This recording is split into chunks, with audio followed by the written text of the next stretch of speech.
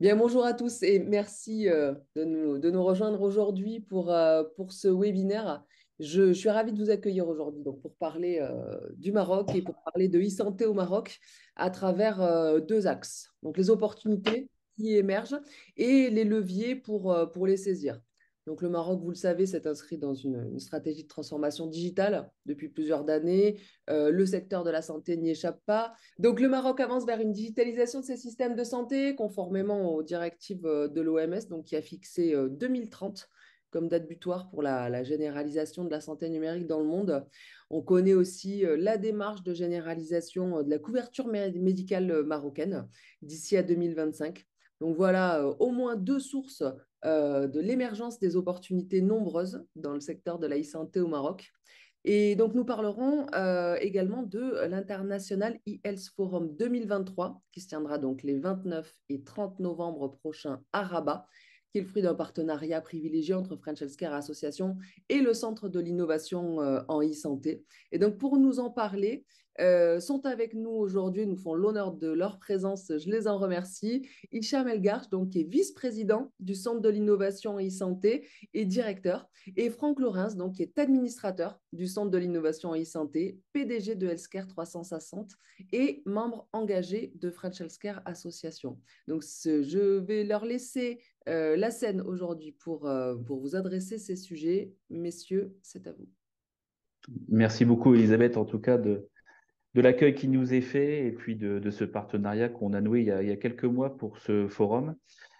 Moi, je vais prendre la parole rapidement et après, je laisserai la parole à Hicham, que je remercie de s'être rendu disponible pour qu'il vous présente un petit peu plus spécifiquement le déroulé du forum dans le détail, puisque nous avons préparé hier une présentation un petit peu spécifique pour vous. Moi, je voulais revenir parce que je ne sais pas quel est je pense qu'il est haut, mais le niveau de connaissance du système de santé marocain et des enjeux. Donc, quelques planches, si vous me permettez de les partager, comme ça tout le monde partira sur le même niveau de socle minima d'information et surtout pour une actualisation des données que j'avais déjà présentées. Je vais me permettre de partager mon écran si vous me le permettez rapidement et de vous présenter ça. Voilà. Vous voyez bien, Elisabeth, tu me dis si tu vois bien Oui, c'est très bien, l'écran? c'est très bien. Pas de Merci. souci. Simplement pour que tous les collègues qui sont présents puissent bien voir les enjeux finalement du digital en santé au Maroc. Pour nous, il y a quatre enjeux sur lesquels le système de santé marocain est confronté, mais comme beaucoup de pays, finalement, vous allez retrouver des choses assez classiques, mais avec des spécificités marocaines. Le premier enjeu pour nous qui est lié à des enjeux de digitalisation, c'est la démographie médicale et paramédicale qui est en forte tension. Nous avons eu des nouveaux chiffres du Royaume. Vous voyez, en 2023, il manquerait 112 000 professionnels de santé, notamment, comme vous le voyez, 47 000 médecins et 65 000 infirmières. Alors, c'est important de se rendre compte en termes de benchmark, les rapports par rapport au coût de 10 000 habitants. Vous voyez, si je prends le Maroc, nous avons 7 médecins pour 10 000 habitants. Si vous prenez la Tunisie, pays voisin, 13 médecins pour 10 000 habitants. Et si je comparais, bien entendu, ce qui n'est pas comparable avec la France, mais on a à peu près 65 médecins pour 10 000 habitants. Si je prends les infirmières, il y a à peu près 9 IDE pour 10 000 habitants. C'est là où on a un gros manque sur le Maroc, c'est par rapport aux besoins de santé, c'est au niveau des infirmières. Les recos pour le Maroc de l'OMS sont à 60 IDE pour 10 000 habitants. Donc, vous voyez, on a un rapport de 1 à 6 en termes de manquement. Et puis, le Haut Commissariat au Plan a revu ses projections en 2022 au Maroc. Et vous voyez, la proportion de personnes de plus de 60 ans, qui était en 1971 à 7%, a augmenté en 2020 à 10%. Et les projections du Haut Commissariat au Plan, c'est 15,4% de personnes qui auront plus de 60 ans. Donc, c'est une très bonne nouvelle pour la population marocaine. Mais ce qui en découle, et comme dans tous les pays, c'est de façon corrélée l'augmentation des maladies chroniques. Et bien entendu, on pourrait considérer, et certains emploient ce terme, d'une explosion des maladies chroniques sur le territoire du Maroc, notamment du diabète. Je ne sais pas si vous avez vu les dernières prévalences du diabète, on est à plus de 13,8% de diabète sur le territoire marocain. Je rappelle simplement, en France, on a un des taux les plus élevés de l'OCDE et nous sommes à 4,8% de prévalence de la population diabétique en France. Vous voyez l'importance de cette maladie parmi tant d'autres. Et vous voyez, c'est à peu près les maladies chroniques responsables à peu près de 80% de toute mortalité confondue. Et puis, comme dans beaucoup de pays, ben, la gestion capacitaire est un sujet important pour l'offre de soins. Et malheureusement, elle est un petit peu contrainte, notamment dans les hôpitaux publics, cette capacité de lit d'hospitalisation. Vous voyez, 0,9 pour 1000 habitants. On a à peu près 42 000 lits d'hospitalisation au Maroc. Je redonne quelques chiffres toujours par rapport à notre pays. Nous sommes, nous, à 387 000 lits d'hospitalisation en France en 2023, alors que nous avons perdu en 25 ans 20% de nos lits d'hospitalisation en France. Donc, il y a très clairement une contrainte forte sur les lits d'hospitalisation. Vous voyez, ces quatre enjeux, finalement, dans d'autres pays dans le monde, ont montré que l'apport de la digitalisation en santé permettait de corriger et de contribuer à réduire un petit peu ces traits de fracture. Donc, on voit bien que finalement, il va y avoir des vrais enjeux sur ces trois domaines et surtout, ça va permettre la digitalisation de tendre vers une médecine 5P. Alors, on est bien entendu sur ces trois piliers de structuration qu'on retrouve dans d'autres pays. Il faut bien entendu pour digitaliser une architecture socle, à la fois sur les cadres juridiques, les aspects réglementaires et l'encadrement financier. Des services socles, il y a une volonté, et vous le verrez dans les travaux que le Centre d'innovation en e-santé a mené dernièrement sur le deuxième livre blanc, une volonté peut-être de tendre vers un DMP marocain et aussi tous les services socles associés que sont l'e-prescription, la messagerie sécurisée, entre autres, avant d'arriver bien entendu aux priorités stratégiques. Alors, très rapidement, il y a des clients potentiels. Les clients potentiels sont toujours à peu près les mêmes, mais là, il y a une vraie volonté dans les établissements de santé de rattraper déjà leur retard sur les DPI, hein, ces dossiers patients informatisés. On a vu dans les enquêtes que nous avons menées que, allez, on va dire, un tiers des établissements n'avaient aucun DPI. Donc, la première base pour partager de l'information, c'est déjà de la saisir dans un DPI. Donc là, il y a un vrai sujet sur les établissements de santé et aussi des solutions qui pourraient apporter une nette amélioration de la bonne utilisation des ressources médicales qui sont de plus en plus tendues. Au regard de l'explosion des maladies chroniques, des solutions MyHealth qui vont favoriser l'empowerment du patient seront obligatoirement nécessaires, comme on le fait d'ailleurs chez nous en France. Et puis, bien entendu, comme dans d'autres pays, la formation à l'e-santé des professionnels sera nécessaire pour engager l'ensemble des professionnels de santé là-dedans. Donc, beaucoup de solutions de formation seront utiles. Si je passe très vite pour aller à l'essentiel et passer la parole à Hicham, on a retravaillé un petit peu les priorités là au niveau du Maroc. On voit que à court terme, la digitalisation du système de santé permettra quand même de diminuer fortement les ruptures entre le premier et le deuxième recours. On le voit quand même assez notamment, c'est que le partage de données qui est un petit peu améliorable, on va dire, entraîne quand même de nombreuses ruptures en post-hospitalisation et en entrée en hospitalisation. C'est toujours là où il y a des traits de fracture dans la coordination des parcours de soins, mais on sait que certaines solutions de partage de données ou d'interopérabilité pourraient être très aidantes. La rareté du temps médical, notamment spécialisé, on sait que dans les hôpitaux publics, on a une faiblesse au Maroc sur les recours spécialisés. Et ça, on voit bien que des solutions de télémédecine, notamment la téléexpertise et la téléconsultation, pourraient être d'une grande aide en termes de généralisation. Et puis, la faiblesse de la prévention liée à l'augmentation des maladies chroniques. On sait qu'on va avoir besoin d'avoir des outils pour permettre une meilleure prévention par rapport à l'apparition de certaines maladies chroniques qui pourraient tout à fait être outillées auprès de la population à risque. Et puis, bien entendu, pour réduire les inégalités géographiques, notamment d'accès aux soins. Voilà un petit peu les différentes solutions qu'on peut retrouver sur les différentes propositions qui ont été faites. Je fais vite, simplement pour vous dire que le Centre d'innovation en e-santé, on a travaillé pour faire des propositions. Il y avait eu le premier livre blanc, j'en avais parlé aux membres de la French Healthcare il y a un an. Et là, nous sommes en train, d'ailleurs, lors de ce forum, nous ferons la présentation officielle du deuxième livre blanc sur lequel nous avons travaillé collectivement sur la digitalisation et le partage des données de santé au Maroc.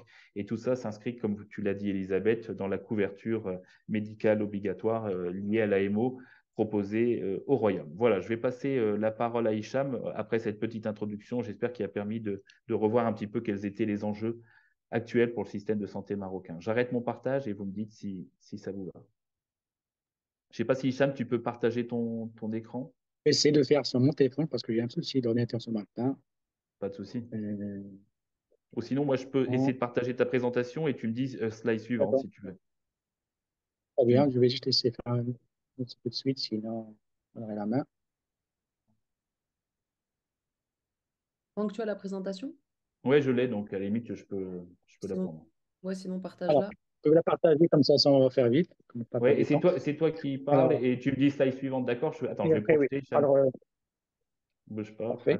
Attends 2 secondes. Je vais sortir de là et je vais présenter l'autre. Attends, bouge pas, Hicham, 2 petites secondes. Excusez-nous. Attendez, je vais simplement atteindre celle-là. Alors, juste un petit mot par rapport au centre d'innovation.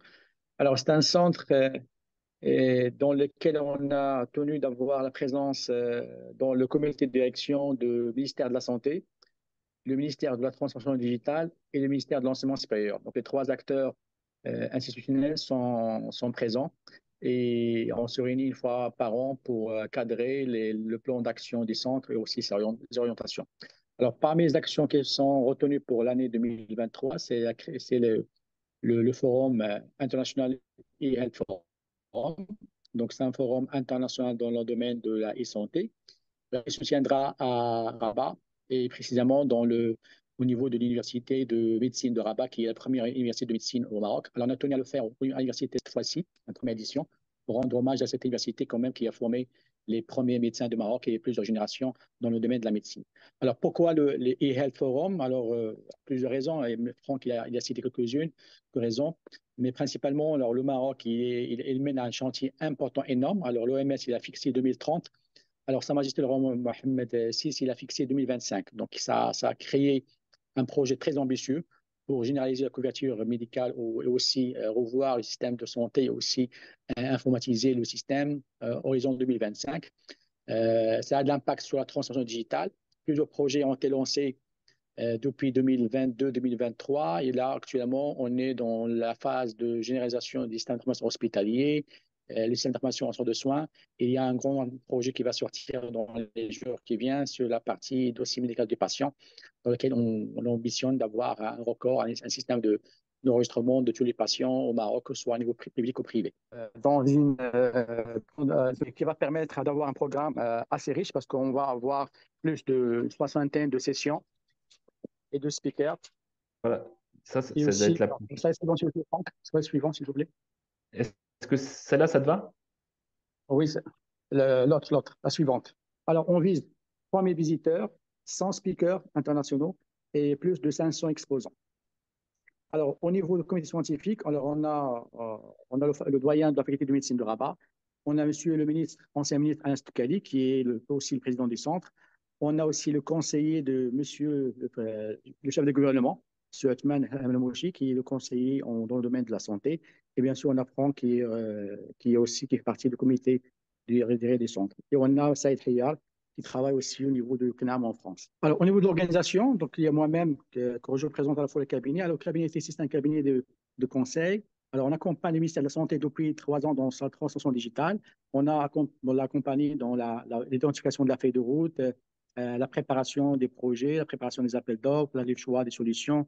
On l'accompagne actuellement sur l'accompagnement. Comme je l'ai dit actuellement, il y a un projet que je prépare, c'est un projet de lancement d'un grand projet de DMP, donc dossier médical des patients, qui sera le projet phare sur lequel va reposer toute la partie système d'information au niveau du ministère, aussi la partie transformation digitale. Plusieurs personnes font partie du comité, je vais pas les citer. Alors, pour dire aussi, on a une agence qui nous accompagne, c'est l'agence Q&A, c'est une agence à Dubaï qui est l'agence de communication de marketing et aussi sur la partie préparation, de la partie opérationnelle, notamment les stands et les lieux d'exposition. Alors, au niveau des thèmes qui sont abordés, alors plusieurs thèmes sont abordés. Naturellement, on va parler de la santé, donc on va toucher ce qui est gouvernance. On va aussi toucher ce qui est système et solutions, plus la partie échange de données, plus la partie IoT, la partie intelligence artificielle, la partie équipements médicaux. Et bien, et on a aussi en parallèle, on va aussi faire de la publication scientifique. Donc, on a lancé un appel à projet pour ce qui est communication scientifique, supporté par l'Université Mohamed V de Rabat. Et un projet phare qu'on souhaite mettre en avant, c'est la partie télémédecine. Alors, il faut comprendre que le Maroc, il a lancé depuis 2 ans une expérimentation de la télémédecine. Donc, au départ, c'était 6 centres qui ont été connectés. Maintenant, on est à une quarantaine de centres, mais il y a une vision qui va permettre d'aller plus loin pour pouvoir mettre à disposition des citoyens marocains dans des lieux enclavés, des solutions de télémédecine pour s'assurer qu'on arrive à étoffer la prestation de soins au niveau de la région du Maroc. Alors, speaker, bien sûr, il y a la partie, je dirais, institutionnelle. Pour nous, il est importante. Ça permet que l'événement soit porté par le gouvernement, notamment le ministre de la Santé, le ministre de l'Industrie, le ministre de l'Enseignement supérieur, Madame la ministre de la Transformation digitale. On a aussi la Fondation Mohamed VI de la Santé, qui est une fondation très innovante avec plusieurs hôpitaux, plusieurs universités. On a aussi, je dirais, l'organisation importante, c'est l'assurance maladie, la CNSS, pour laquelle la partie digitale est très importante. À noter, par exemple, que la CNSS, il a prévu pour 2023-2024 un budget de 2 milliards de dirhams, ça veut dire 200 millions d'euros en termes d'investissement dans le système d'information de la CNSS. Il y a aussi la partie gouvernance et aussi la partie éthique. On a la CNDP, qui est l'organisation qui gère la partie données personnelles. C'est l'équivalent de la CNIL en France. On a aussi l'agence de développement digital, qui est l'agence qui travaille sur les projets en termes de transformation digitale. Il y a aussi le CNOM, qui est l'Ordre des médecins au Maroc. Donc, je dirais que sur la partie institutionnelle, on a été très large. On a pu mobiliser l'ensemble des acteurs et je pense que ça parmi les rares événements au Maroc et qu'on va trouver autour de la table tous les acteurs qui sont concernés, à la fois par le digital et par la santé. On a aussi des personnalités qui opèrent dans nos domaines professionnels. On a par exemple le groupe Acnidal, qui est le plus grand groupe de cliniques privées au Maroc, qui détient 40% des cliniques au Maroc. On a le groupe Encorad, et on a aussi les associations, je dirais, savantes qui sont mobilisées dans l'événement. La partie académique aussi est très bien présentée avec le doyen de l'université Mohamed V de Rabat et la faculté de médecine de Rabat, plus pas mal de personnalités qui opèrent dans le domaine de la formation, soit dans le domaine, je dirais, de la santé, soit dans le domaine du digital. Et en dernier slide, avant-dernier slide, on a les startups, les entreprises qui ont rayonné. Par exemple, je citerai sur Bruce, qui est dans la partie pharmaceutique, Abba Technologies, qui est dans la partie télémédecine. Et là, alors, il faut aussi souligner que le programme, les exposants, parce qu'on ne pas dans les speakers, les intervenants, sont sur une liste qui a amené à être aussi modifiées, mises à jour, donc selon les intérêts. Aussi, on a des offres aussi pour des panélistes, on a des offres pour les exposants, pour permettre d'avoir le maximum, je dirais, d'interventions utiles par rapport à l'événement. Alors, le volet international est important. Alors, ça a commencé avec la mobilisation de l'agence QNA qui est à Dubaï. Donc, on a essayé de mobiliser un ensemble d'acteurs. Après, je vais partager avec vous la présentation que vous avez à voir les listes. Comme je l'ai dit, c'est une liste qui est prévisionnelle et c'est une liste qui va être mise à jour jusqu'à la dernière semaine avant l'événement. Alors, l'agenda, comme j'ai dit, il y a un système de parallélisme. Il y a les conférences plénières, ce sont les conférences dans lesquelles on a plus de présence institutionnelle. Donc, ça va commencer par la séance d'ouverture, mais on a plusieurs, je dirais, conférences sur la partie transformation digitale, sur la partie gouvernance de la transformation digitale, sur la partie aussi la système d'assurance pour supporter la transformation digitale. Donc, il y a plusieurs conférences. Et en parallèle, dans les amphis A et B et C, après on va partager la présentation, il y a des ateliers en parallèle, d'accord? Donc, une fois une plénière se termine, les participants, selon leur spécialité, leur intérêt, ils pourront joindre l'amphi A ou B ou C qui vont abriter un ensemble d'ateliers préparés pour l'événement. Donc ça, alors l'événement, c'est sur 2 jours, donc le 29 et le 30 novembre. Et on a prévu aussi un plan d'exposition, d'accord? Donc c'est un espace qui va être alloué aux exposants. Donc on a pas mal de confirmations. Là, par exemple, on a la CNSS, on a Sobruce, on a plusieurs entreprises qui ont confirmé leur présence pour faire un stand. Et aussi, on a un espace d'arena, c'est un espace qui va permettre d'exposer des solutions technologiques. Moi, je pense qu'il y a pas mal je dirais, de participants qui seraient intéressés pour présenter leurs solutions dans le domaine digital. Alors aussi, notez que la vision Afrique est présente. On a travaillé avec le ministère des Affaires étrangères et on est en train de mobiliser un ensemble de ministres de santé dans l'Afrique pour les inviter à l'événement parce qu'on souhaite que l'événement aussi que ça permet de partager le savoir qui va être échangé lors de l'événement avec nos amis dans d'autres pays africains. Alors ça, c'est juste un petit peu une illustration des stands qui vont être préparés, aussi les espaces d'exposition, l'espace de networking qui sera mis à disposition des participants. Alors, pour conclure, moi, je pense que c'est une première édition. Donc, alors déjà, on est déjà sur un projet pour faire une deuxième édition, mais cette fois-ci, on va le faire avec le Dubai World Trade Center qui organise un grand événement au Maroc qui s'appelle le GITEX. C'est un événement qui est international qui se passe à Dubaï au mois d'octobre, qui se passe au Maroc au mois de mai. Donc là aussi, on est en train de penser déjà à la deuxième édition en partenariat avec les Dubai World Trade Center, qui est un organisme très connu dans le domaine de l'organisation d'événements. Et on souhaite qu'à terme, avec la Fondation Mohamed VI de la science de la santé, que l'événement soit un événement de santé tout court à partir de 2025. Mais je pense que actuellement, avec l'intérêt que portent tous les acteurs nationaux et internationaux par rapport aux projets qui sont lancés au Maroc, donc en matière de digitalisation, je pense que l'événement arrive à un moment intéressant pour l'ensemble des acteurs. Et on souhaite qu'il y ait un partenariat important, qu'il y ait aussi une participation active d'un partenaire en France à cet événement-là. Je pense qu'il y a un savoir-faire que vous avez qui est important de partager. Il y a aussi, je dirais, des contacts intéressants dans les deux sens à promouvoir et on souhaite que je dirais, la fédération soit présente avec nous de manière très forte. Merci beaucoup. J'ai arrêté le partage, comme ça on peut se voir. D'accord, très bien. Merci beaucoup pour cette présentation et pour la présentation de ce bel événement. Alors moi, j'aurais envie de vous demander, peut-être si vous pouvez nous parler un peu plus dans le détail du visitorat, du type de visiteur que vous attendez. Je pense que c'est ça, voilà, c'est aussi un sujet qui est important pour nos Oui, adhérents. Vous pouvez nous en dire un peu plus sur alors ça? parfait. Alors, on a plusieurs types je dirais, de visiteurs qui sont prévus. Donc, les contacts ont été réalisés dans ce sens-là. Alors, il y a les professionnels de santé. Donc, avec le CNOM, on a mobilisé pratiquement l'ensemble des médecins marocains. Donc, il y a une campagne qui a été faite, des contacts qui ont été faits à travers le CNOM. On a fait un mailing à l'ensemble des médecins au Maroc, 12 000 médecins qui sont actifs dans le domaine de la santé. Il y a aussi des parties institutionnelles qui est pour moi très importante. C'est eux qui portent les projets. Alors, les professionnels qui font partie du ministère de la Santé, de la Santé et de la Protection sociale, les professionnels qui viennent aussi de la CNSS, qui est l'organisme de l'assurance, les professionnels aussi du monde digital, parce qu'on a aussi le ministère de la Santé qui est avec nous, et aussi l'industrie, parce que là aussi, il y a toute l'industrie pharmaceutique, donc on a aussi des contacts, et aussi on a mobilisé l'association des pharmaciens, l'association des dentistes, des médecins, plus, je dirais, tout l'écosystème, je dirais, digital, technologique. Par exemple, on a des entreprises qui opèrent dans le domaine de solutions technologiques qui sont soit de manière large, soit de manière précise dans le domaine de la santé, qui sont présents à cet événement-là.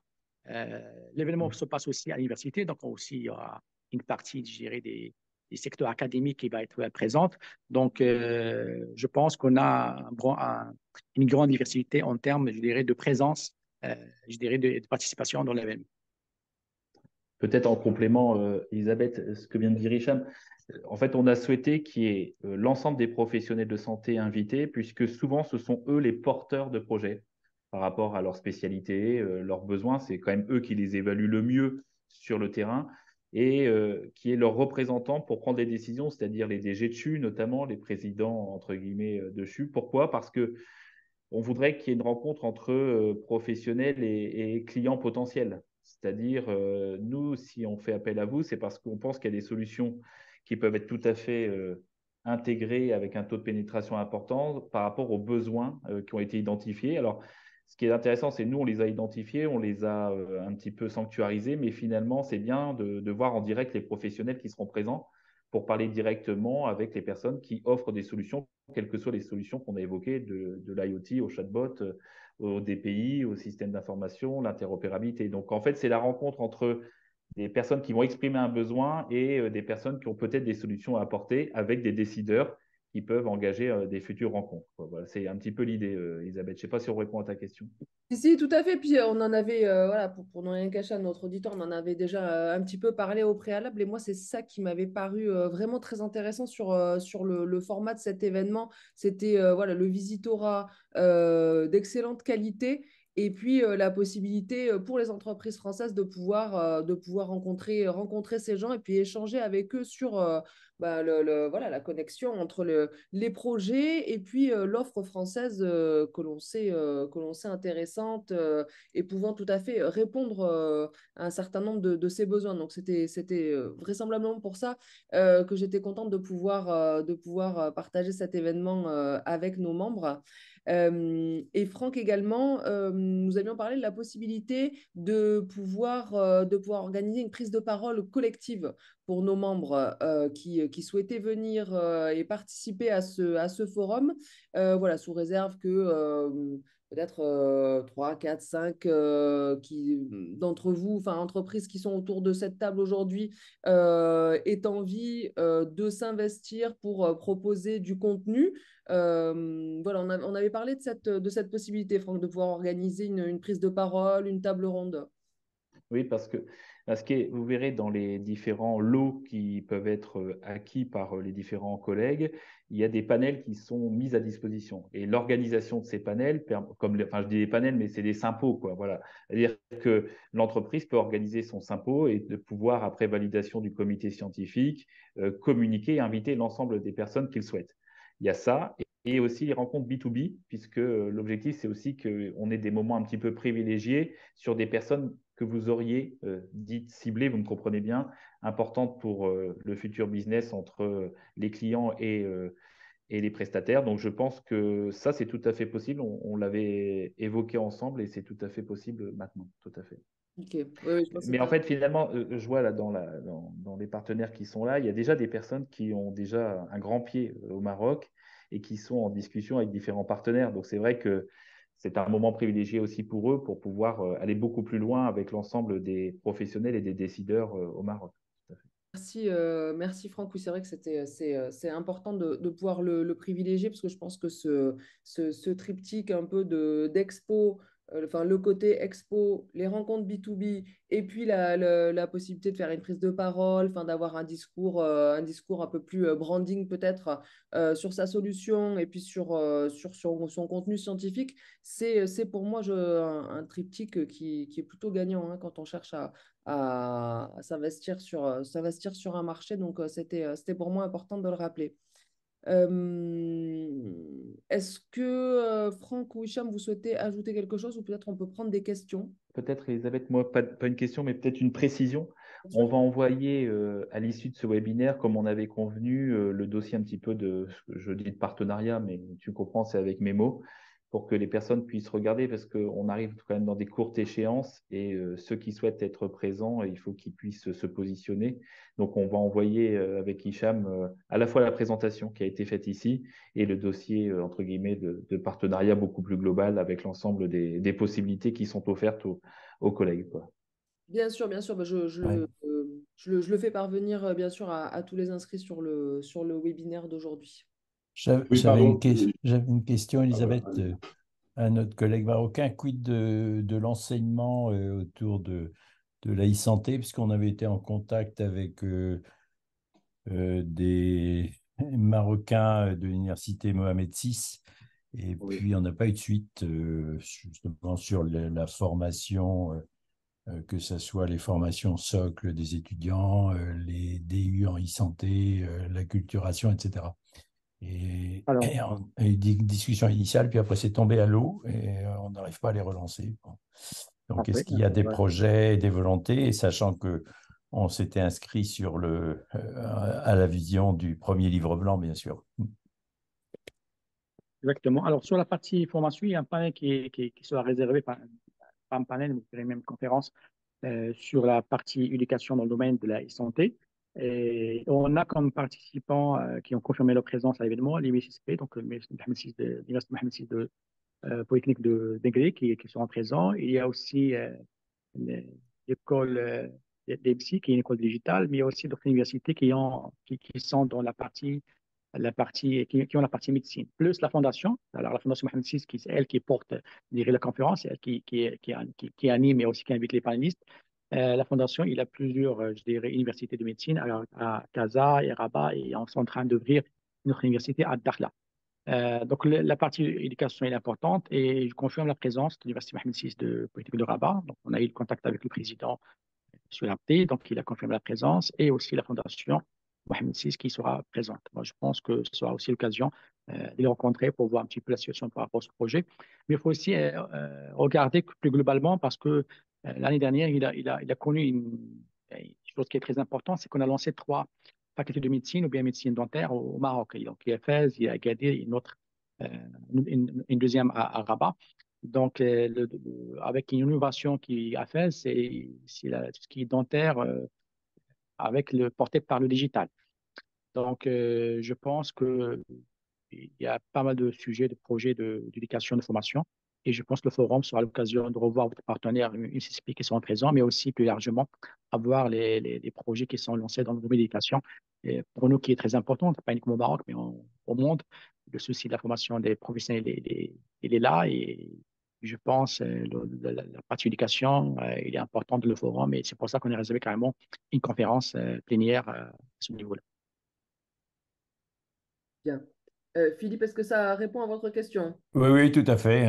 On a lancé le même partenariat. Là, on vient d'ouvrir INES en Tunisie, euh, l'Institut national IELF, donc en Tunisie. Et on voulait initier la même chose au Maroc, mais avec moins de succès pour le moment. Donc, ça répond à ma question. Parfait. Bruno, je vous passe la parole dans 1 minute. Je crois que David voulait poser une question juste avant. Non, non, c'est bon en fait. Non, non, j'ai la réponse, donc ça va. Ça me va. Vous avez votre réponse. D'accord, très bien. Bruno, c'est à vous alors. Bien, merci Elisabeth. En fait, sur un plan très concret, donc, Liaison Vocale est un éditeur de logiciels, prise de rendez-vous, un agent virtuel, conversationnel, basé sur l'IA. L'idée force, c'est de pouvoir présenter des solutions innovantes à des potentiels décideurs dans le milieu hospitalier. La forme de participation au salon, est-ce qu'elle est thématique? Est-ce que c'est simplement un stand ou est-ce qu'ils seront regroupés par des vecteurs de type parcours digital, application IA, ou est-ce qu'il y a une forme d'organisation qui permette d'exister, entre guillemets, parce que avoir un stand parmi beaucoup, c'est compliqué pour une société comme la nôtre de pouvoir mettre en évidence ces solutions. Et deuxième chose, la participation, c'est sous un chapeau la French Healthcare ou toute autre forme de marque ou de branding, ou c'est simplement tout à fait autonome, Liaison Vocale participant à cet événement. Oui, alors, sauf si, à moins qu'on ait une demande de plusieurs entreprises de faire un pavillon French Healthcare, a priori, la solution qui est retenue pour l'instant, c'est chaque entreprise indépendante. L'idée qu'on avait là avec Franck et Hicham pour ce partenariat, c'était de mettre en valeur leur forum et de vous en parler parce qu'il nous paraissait tout à fait intéressant et pertinent et de belle qualité. Mais effectivement, on n'a pas prévu de pavillon French Healthcare. Franck et Hicham, il faudra le prévoir pour l'année prochaine.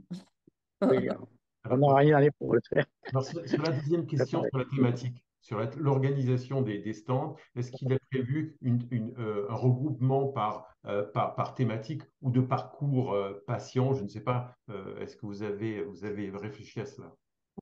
Alors, on a juste une répartition par institutionnel et opérateur technologique ou de solutions, donc au bien privé.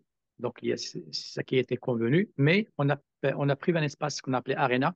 C'est un espace dans lequel on a invité, on va faire un calendrier de présentation où chacun va prendre 15 minutes, 20 minutes, 30 minutes, on verra après, pour présenter sa solution. Donc, il y a un espace Arena dans lequel il y aura un agenda qui sera programmé, dans lequel on va inviter chaque acteur qui a une solution, avec un agenda qui sera communiqué à l'avance à l'ensemble des participants et des visiteurs, pour qu'ils puissent venir rejoindre l'Arena. Donc, il y aura un espace de présentation carrément de la solution. Comme ça, il y aura, par rapport à la solution qui va être présentée, il y aura les gens qui seraient intéressés, ils vont venir assister à la présentation et avoir, je dirais, des questions-réponses, des échanges avec les participants. Comme ça, on est sûr que euh, les intéressés par une solution ou une autre seront dans leur agenda le moment où ils peuvent aller à l'Arena pour bien, voir la présentation et échanger avec les porteurs de la solution. Merci. Bien. Bruno, ça répond à votre question? Parfaitement. Très Merci. bien. Si, pardon, moi j'ai une dernière question. Le dossier qui va être transmis, là, il contient évidemment tous les coordonnées des personnes à joindre pour organiser la séquence, les tarifications, tous les ingrédients liés à la fois au type de package qui sera choisi. Et donc ça, c'est important parce que moi, j'ai quand même le service com derrière qui me tanne pour me dire quand est-ce que je vais avoir un contact.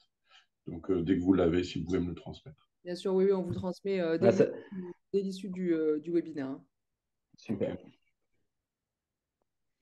Euh, Si on peut avoir le replay rapidement, parce que justement, c'est passé assez vite, là, certaines informations, mais et les Oui, contacts. Philippe, je sais que je traîne parfois pour vous envoyer les Non. replays. Je vais tâcher de le faire rapidement. Merci. C'est bien noté. Écoutez, si on n'a plus de questions, on va pouvoir conclure. Je voulais vous remercier, Franck et Hicham, d'avoir pris ce temps pour venir nous présenter cet événement, qui, je l'espère, sera un immense succès et le premier d'une longue série. Donc, merci beaucoup pour votre participation. Bien sûr, je me permettrai de laisser vos coordonnées à nos participants s'ils veulent entrer en contact directement avec vous sur diverses questions. Et je reste bien sûr à votre disposition pour faire le lien entre les uns et les autres si c'est nécessaire. Merci beaucoup, Elisabeth, pour ton accueil. Et puis, et oui, Hicham et moi, on est à la disposition de l'ensemble des partenaires pour répondre dans les jours qui viennent à leurs questions diverses, comme Hicham l'a très bien fait aujourd'hui, avec plaisir. C'est parti. Merci. Elisabeth, Je vous remercie. Je vous souhaite une belle journée à tous. Merci. Merci beaucoup. Merci, au revoir. Merci, au revoir.